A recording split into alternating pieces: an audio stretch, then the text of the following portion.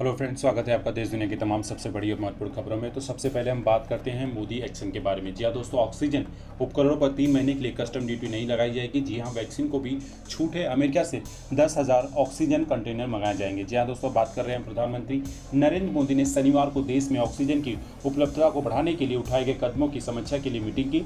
उन्होंने इस पर जोर दिया कि मेडिकल ग्रेड ऑक्सीजन की आपूर्ति बढ़ाने के साथ साथ घर और अस्पतालों में मरीजों की देखभाल के लिए जरूरी उपकरण भी उपलब्ध कराने जाने की तुरंत व्यवस्था की जाए। उन्होंने सभी मंत्रालय और डिपार्टमेंट्स को ऑक्सीजन और मेडिकल सप्लाई की उपलब्धता के लिए तालमेल से काम करने पर जोर दिया। यह भी फैसला लिया गया कि 3 महीने के लिए ऑक्सीजन से जुड़ी वस्तुओं और उपकरणों के आयात पर बेसिक कस्टम ड्यूटी और हेल्थ सेस नहीं लगाया जाएगा।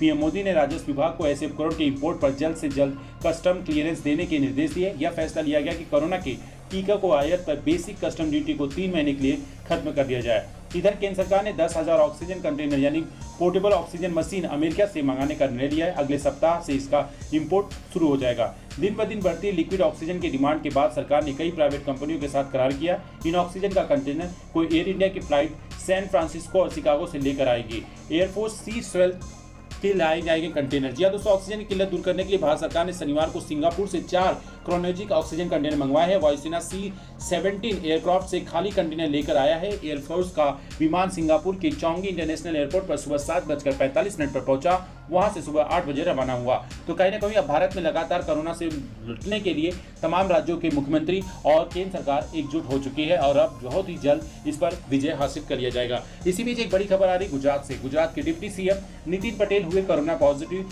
आज ही अमित शाह के उद्घाटन समारोह में हुए थे शामिल।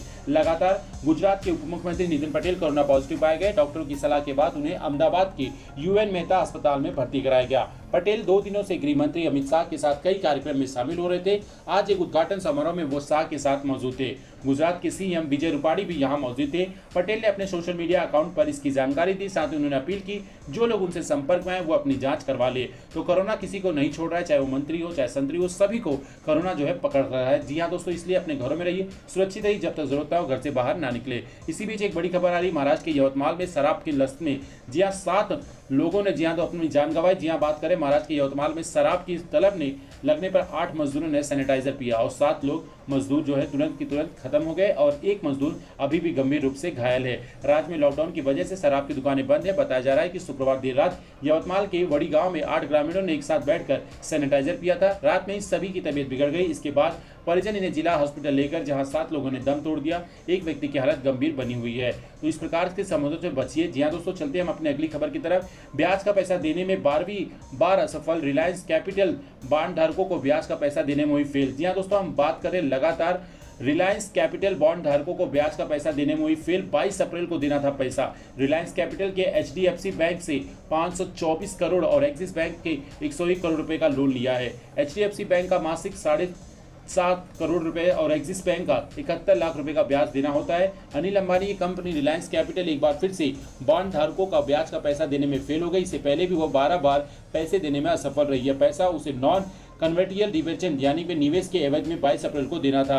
कंपनी ने शेयर बाजार को दी सूचना में कहा कि उसकी लिमिटेड एंटिटी की कीमत 14,827 करोड़ रुपए। रिलायंस कैपिटल ने इससे पहले अपनी प्रमुख कंपनियों को बेचने के लिए लोगों से बोली मंगवाई थी। तो कहीं ना कहीं जो है दिवालिया होने की कगार पर आ चुकी है अनिल अंबानी की कंपनी।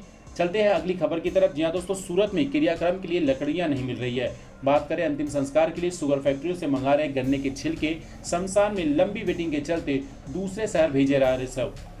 गुजरात में कोरोना के बढ़ते मामलों में अब शमशान भी जूझ रहा है। सूरत शहर के शमशान में 24 घंटे शवों का अंतिम संस्कार हो रहा है। इस कारण सूरत में लगातार लोगों की जान कोरोना के वायरस चल रहा है, जिसकी वजह से शमशान में अब जगह नहीं मिली, जिसकी वजह से सूरत प्रशासन ने जो ये फैसला लिया है कि वो शवों को और दूसरे शहरों में भेजने की तैयारी कर रहे हैं।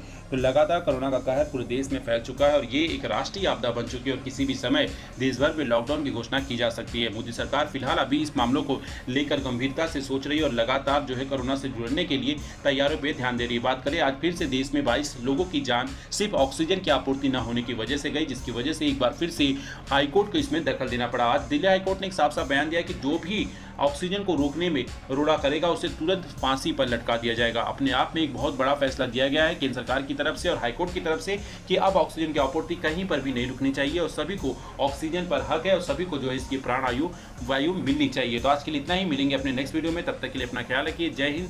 घरों में रहिए, सुरक्षित रहिए।